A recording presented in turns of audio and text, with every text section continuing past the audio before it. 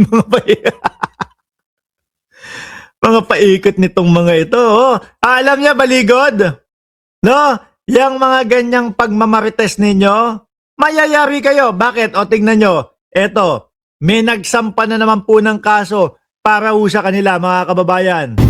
Well, nag-file ako ng kaso, no, ng cyber libel. So, sa dalawang isang grupo, tapos Dalawa, ibig sabihin si Mike Defensor at si Baligod. Tapos isang grupo, yung isa naman kay Saldico. Yung isa is Saldico. Ay, kasama kaya si Defensor? Baka hindi kasama si Defensor. Kasi yun lang ho yung taong narinig ko ho, mga kababayan, na magrereklamo po ako. Tapos pagdating na sa pagrereklamuhan, I have the rights to remain silent. So, gagid. yung una would be kay Baligod ba yun, tsaka yung kanyang 18 na puppets, ano? 18 na puppets, 18 na marites. So, dahil puro kaso ng maligan yung kanila. Dito, mga kababayan, hindi ko alam kung sa ano ang kaso dito kay Q, mga bossing. Pero, makikita naman po natin no, na kung baga ho, mga kababayan, lahat na dinadawit. Lahat ng maisip na lang nila, lahat na lang ng pumasok sa kukote nila, isasama, pati Sandro Marcos. O yun, lumabis sila. Pati si De Lima, isinama nila. Na wala namang posisyon, walang kapangyarihan, walang kahit ano, walang dahilan para bigyan mo ng pera para matulungan sila. Sabay bawi, na oversight lang daw po. Pwede po ba yung mga ganon? Di ko pa, kung hinayaan lang mga bossing at hindi sila nahuli, hindi sila na binigyan nila ng problema. Si Congresswoman De Lima. Di ba? Uy, si Lowato, no? Nandiyan na din, no? Nagbabalik. Oh. Mga pinagsasabi sa kanilang affidavit at really walang katotohanan. It's purely fiction. Of course, yung kay Saldico naman, I did the press statement on that few months ago.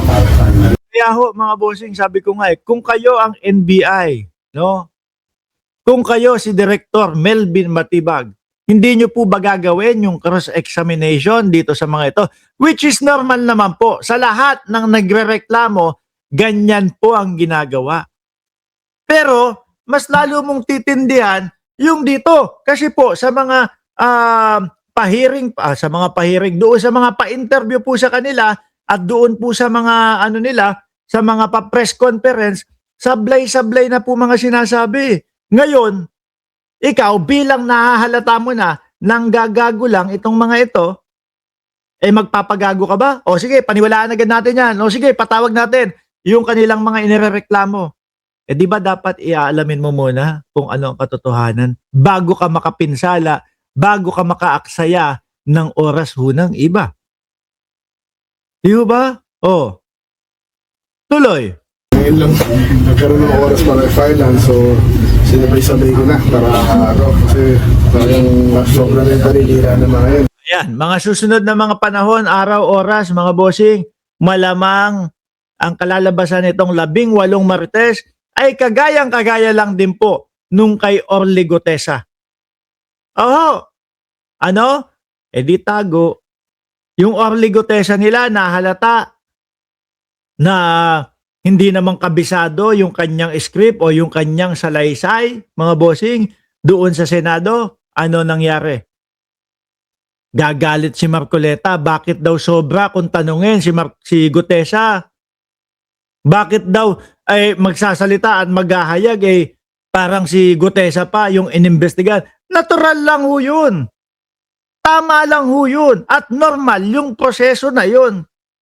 Bigla nga, yung kay Gutesa nga, surprise pa ho, mga bossing. Di po ba? Kasi ang gusto nilang mangyari is shortcut. No?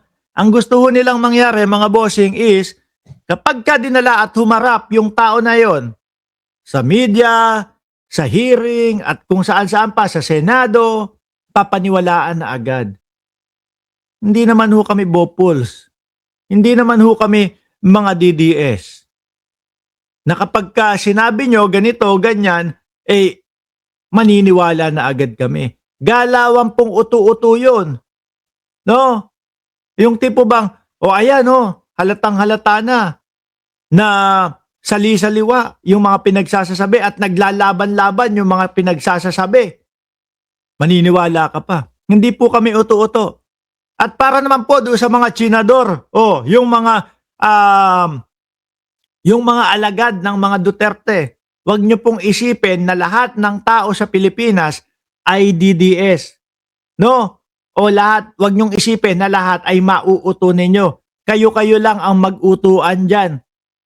Di ba? Okay lang kami, no? Eh, kayo uto-uto, basta wag na lang kayong magparami. Baka mapahiya tayo sa buong mundo. Tapos, imaginein ho natin, mga boss. Si BP Sara.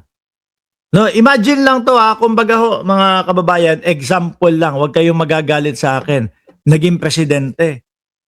No, haharap ngayon sa buong mundo. May mga Asian Summit, may mga pagtitipon ng mga puro leader. Putik na yan.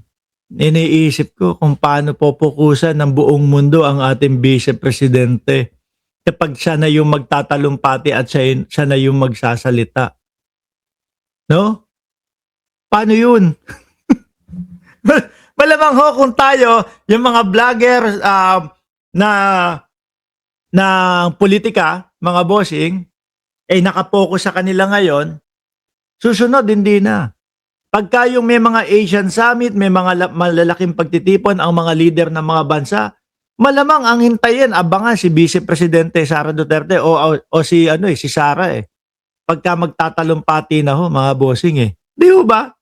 Tapos, eto ang inihalal. Naku, ayan na Naku, ayan na Yan ang gusto ko eh, ayan na, nag-email na. Yan ang gusto ko, ha? Ayan, Ayun, $8,580. Ayun, Ayun, bayad na! Ha? Naku, tapusin ko na kaya tong live na to. Tapusin. 700, magkano sa pera na? Kulang 600,000 na yun. Naku, mamaya na kaya tayo mag-live. Mamimili muna ako. Sige, tuloy natin. Di ba? Ituka-tuka, sabi ni Romeo Puentes, ituka-tuka siminet lang masasabi ni Lustay. Malamang nga po, si Romeo Puentes, yun yung yun po yung abangan sa vice-presidente. Di ba? Naku, kaya, ewan ko, kung paano din aalagaan, pangangasiwaan, kung paano din patatakbuhin ng vice-presidente mga bossing, yung ating yung ating ekonomiya. Ayan na naman. Difference. Ayan. Gastos naman. Daming email. Ganyan ho yung buhay ko araw-araw, mga bossing.